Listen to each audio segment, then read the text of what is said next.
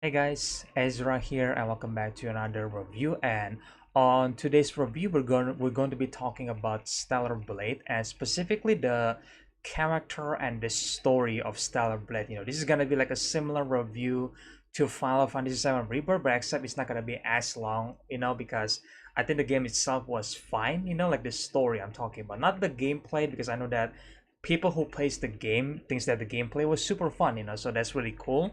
But I can't really comment on that because I don't play the game. I just here for this story for Stellar Blade, which I think might not be the best decision to review this because like this story for this type of game, it could be a hit or miss, and I feel like Stellar Blade to me is kind of like in the middle. Like it's not exactly a miss, but also not a hit, man, because I think there is so many more other games with this type of genre that already done a better job with the character and the story. And now, of course, it's gonna be Nier Automata, because I think Nier has a lot of influence on Stellar Blade, and the story and the character for Nier Automata is way better than Stellar Blade. So I feel like, well, Stellar Blade has a huge story to fill, I guess, even though yes, these two universes are not connected, but it was inspired by Nier Automata. That much was very, very clear. And I feel like the story for Stellar Blade is just okay. It's not special. Is it memorable? No, it is not. And I feel like the only thing that people will remember is, I guess, the gameplay, but also like the character design. Because everybody is hot in this game. Well, not everybody, but some female character are obviously hot in this game. So I think, yep, I'm certainly gonna remember that. But let's talk about this story. And I think the story itself, we follow Eve and so many of the Airborne Squad member. One of them is named Taki, I think, which is Eve's partner. And because of they try to fight Naytiba, which is like an alien that resides on Earth. Because they're trying to take back Earth from Naytiba, and Taki, Eve's partner, sacrificed himself to protect Eve. And that's where Eve was saved by Adam. And this is where the editing or like the pacing of the game was a bit weird, because as soon as Eve like passes out, I think the title cards show up, and I thought we are gonna see like Adam rescue her, which we does see that later, but it just like cut back to Eve in a plane with Adam, or it wasn't a plane, but like in the a ship, with Adam. And I was like, okay, that's a bit weird, but either way, the story does continue, and they eventually find Lily, and then Lily was actually another. I think she's like the fifth airborne squad, sent by the Mother Sphere, which is like the boss of all these people, the army essentially. And they the three of them decide to work together to stop the Naytiba. Adam revealed to Eve and Lily that, oh, there's another city, like the last survivor city in Earth, called Zion, which must be a reference to the Matrix in a way, because like the city of the Matrix is called Zion but with a Z. This one is with an X, but it's still pronounced the same, Zion. So I think it might be a reference to that, which I think quite fun. But anyway, it is the last surviving human city on Earth. And throughout this game, that's where Eve trying to build the relationship between the people on Zion. They call her Angel, even though when they first arrive, is I think I understand why they call her that immediately, because it's the seven airborne squad, like this is the seventh time they see this airborne squad dropping from Mother Spheres to Earth to protect us from the Naytiba, and even though it's kind of weird that if just arrive and then they just call her Angel immediately, because I thought that when I first saw the trailer that they described Eve as an angel, I thought it's gonna be like a respect that was earned along the game, where Eve helps a bunch of people on Zion, and eventually they call her Angel, because obviously she dropped from the sky, kind of like an angel, right? And then eventually saving a lot of people, and I think you still build those relationship in the game, but I feel it's kind of weird that they just call her Angel immediately. I was expecting them to go a bit more, rude and more, like like not really welcoming Eve and Lily, because they don't really trust each other. You could say that, but I feel like that's not really what happened, I guess.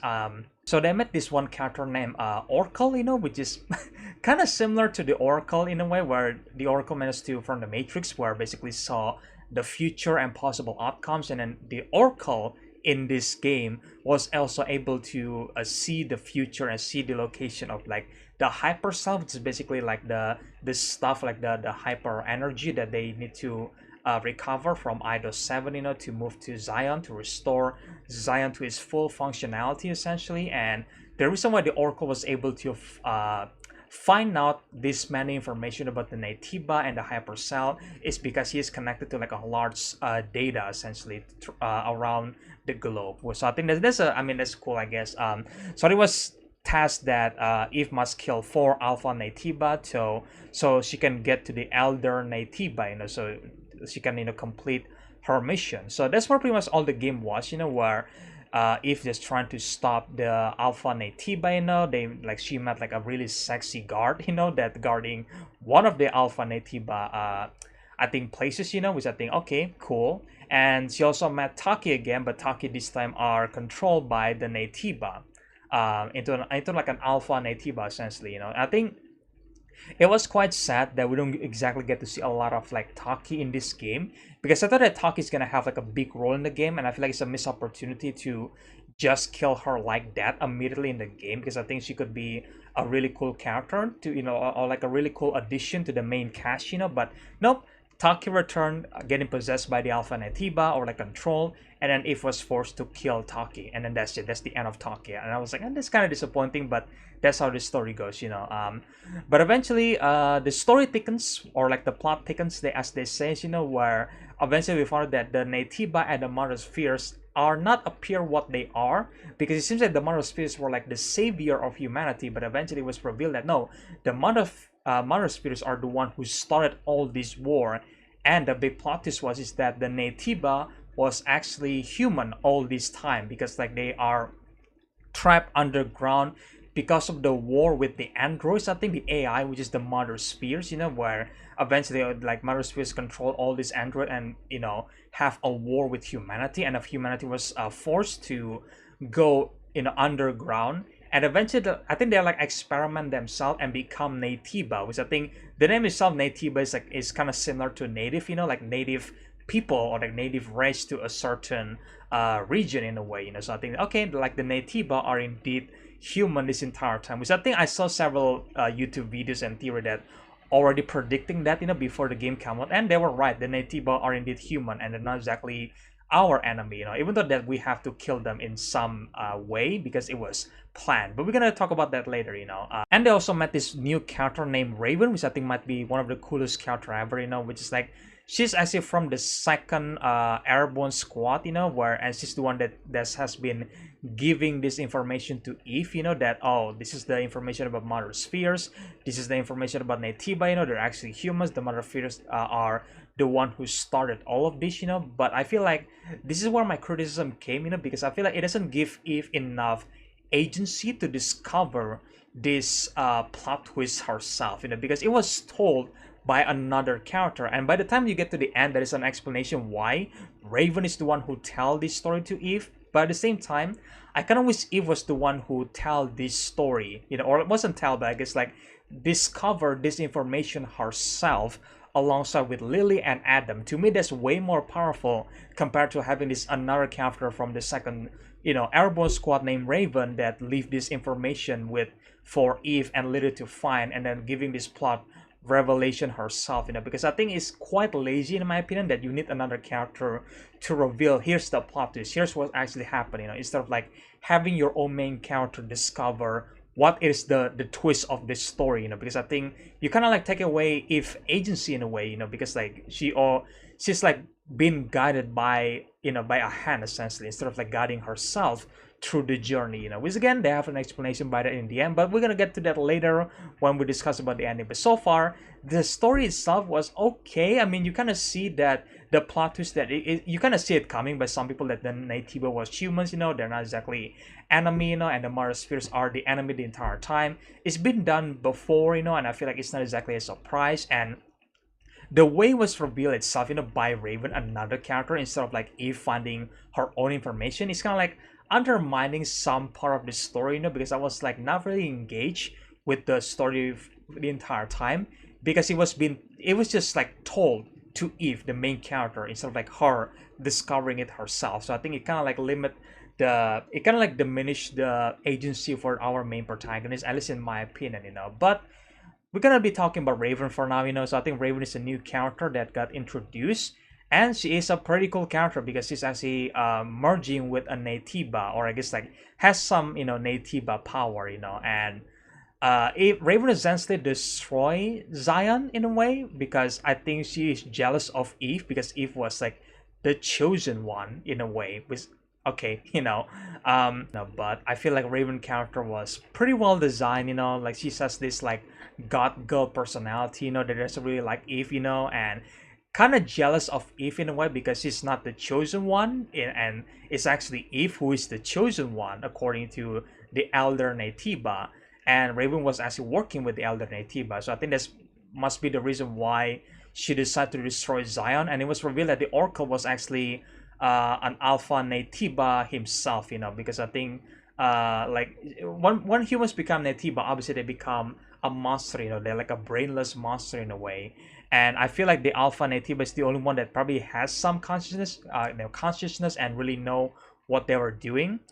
So that's why I think the Oracle was actually an alpha Natiba himself, and he's actually the one that gave Eve the last alpha Natiba core, so Eve can actually go to meet the elder Natiba and stop this. So I think that's a pretty interesting plot, I guess. That I think it was quickly dissolved because like Oracle is dead, like immediately. So I'm like, okay, well, that's kind of suck.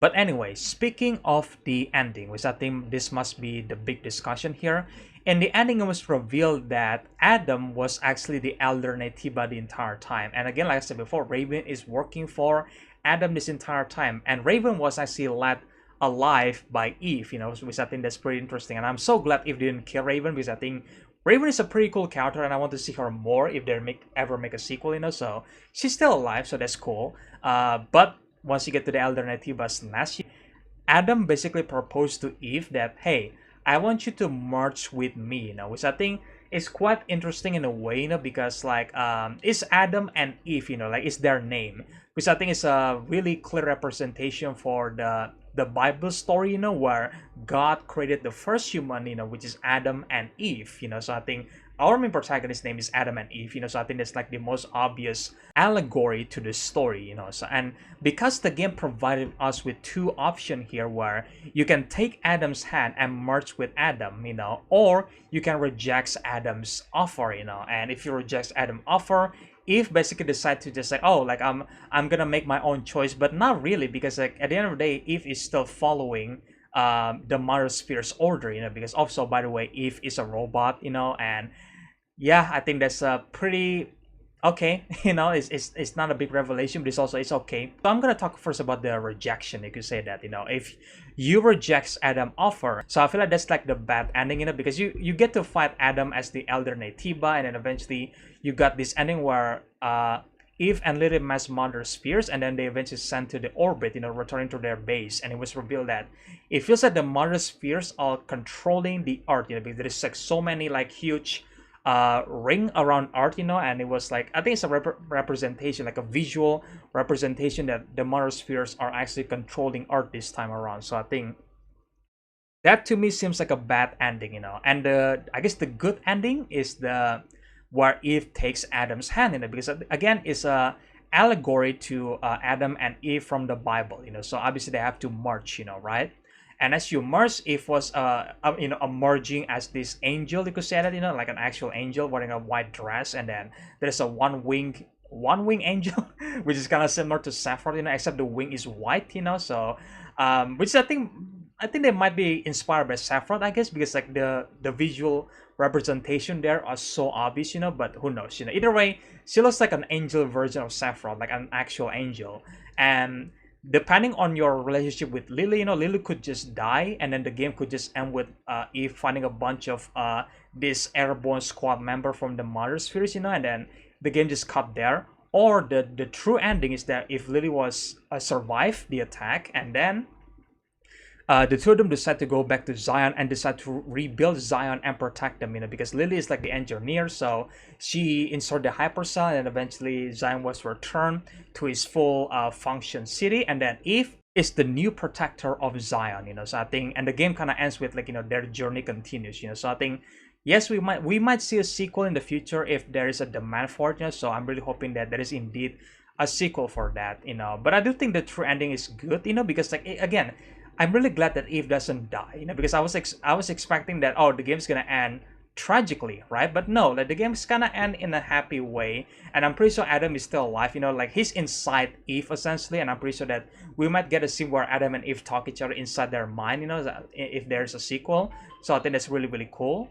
But yeah, I don't think it's a good end to the story, and I think the clear setup to the sequel, and I think the sequel is gonna be Eve, as an angel, and she's gonna lead like an army that charge on Mother Spheres in the future, So I think maybe the sequel would took place in space, on the second game, So I think who knows what's gonna happen, But either way, before I end the review, I want to talk about some criticism about the game, because I do mention before that Eve kind of doesn't really have her own agency, because like the story was actually told by another character to her, and it was revealed the ending that it was actually Adam and Raven's plan to give this recording to Eve. It was their plan from the very start, which might doesn't really work if you actually really think about it, in the end, However, besides that criticism, I have another criticism about the writing and the story.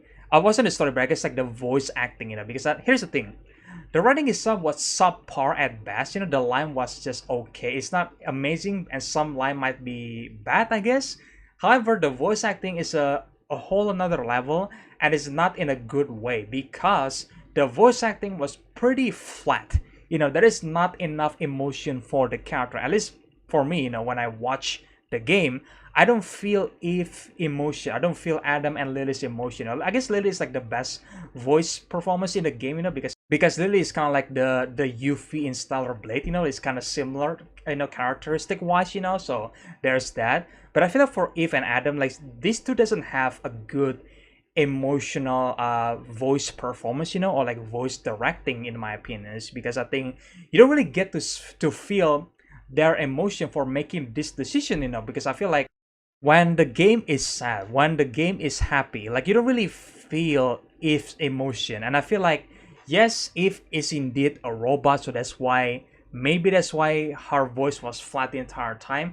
But here's the thing, I don't think Eve and Lily knows they were actually android in the first place. They thought they were like genetically improved and then that's it, They didn't exactly think that they were a robot in the first place. So I feel like it's kind of weird that she's already acting like a robot. And here's the thing, I don't need my main character to actually act like an android, because that's just boring, man, because there is just no emotion there. And I feel like that's what Eve was for the most part, and I feel like some people might agree with this, some people might disagree, and that's fine. But for me, I just wish that the voice directing was a bit more like I wish there's more effort by the voice performance, because I feel like the voice was fine, but I feel like there is not enough emotion to drive the character's feeling throughout the entire story. At least that's my criticism, But either way, the story was fine, The gameplay, according to some people, are fun, so that's good. The music are fantastic, so that's great. The graphics are amazing. The character design are also amazing, so that's a good thing. But so far, I want to see a sequel. I really want to see how the story would continue, despite some hiccups here and there, So yeah, we'll see what's gonna happen in the future. I think director Kim Hyung-tae, which is again the director for this game, already teasing a sequel, So I'm really hoping there is an actual Stellar Blade sequel in the future. But I guess we'll see about that. I will see about that in the future, So yeah, either way, that's my review for Stellar Blade, guys. So let me know in the comment section below if you guys already finished playing this game. What do you guys think about this story? Do you guys think that the story was amazing, or it was subpar at best? Or do you think it's actually the worst story ever? Let me know all that in the comment section below. And what is your criticism about the game? That I would like to know. Because I feel like I think the voice acting was not that good. But that's just my opinion. Do you guys agree with that, or do you guys disagree? Let me know all that in the comment section below, guys. And again, do you guys want to see a sequel? Also, let me know all that in the comment section below. Because I really want to see if people are actually interested to see a Stellar Blade 2 in the future. If the story was interested enough for them, So yeah, let me know all your opinions in the comment section below, guys. I love to hear about them. And if you guys enjoyed this review, then make sure, guys, slash that like and subscribe button, guys, and share the videos, usual stuff. And stay tuned for more reviews in the future. And again, I hope you guys enjoyed this review, and I will see you guys in the next one then. Bye.